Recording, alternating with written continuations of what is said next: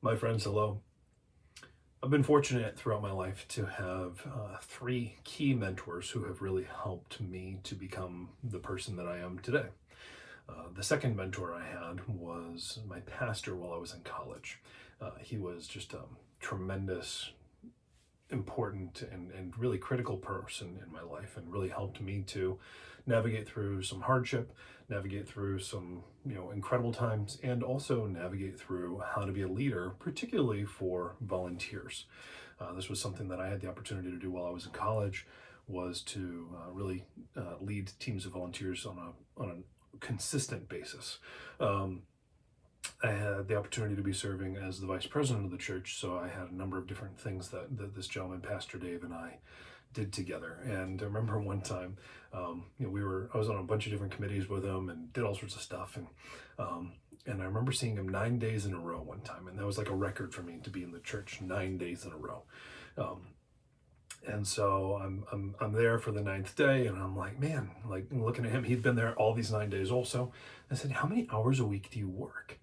And he just kind of smiled at me and he's like, what's work? So recently I'm talking to my wife's uncle, who's somebody that I go to for counsel for big things that I'm working on, particularly business initiatives and so forth. I'll go to him for insight. And we were talking about the difference between occupation and vocation. And that vocation is really the thing that you are called to do, the thing that you are meant to do, the thing that does not tire you, even though you may invest lots of time and energy, and you may be physically exhausted. You still have energy for the thing that you're doing because you're so passionate about it. And so we were talking about this, and it really reminded me of Pastor Dave, my second mentor, and this time that he asked me, what's work?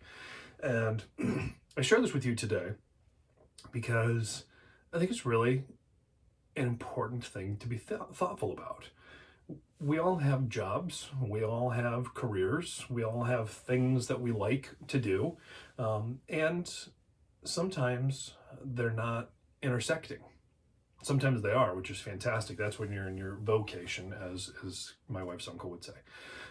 Other times you're in your occupation, where you're doing your job and probably doing your job very, very well. But it's a matter of how fulfilled are you? I've had many times throughout my life where I have been serving in my vocation, and many times in my life where I've been serving in my occupation, where I've been serving my life's calling, and where I've been, serving an organization for a period of time. And what I'm bringing to you now is the opportunity to be thoughtful and reflect, to think about, what is it that I'm doing? Am I tired? Am I exhausted? Am I frustrated constantly? If so, it's probably time to think about what it is you're doing. You may be getting paid very well. You may be very good at your job. You may enjoy your job.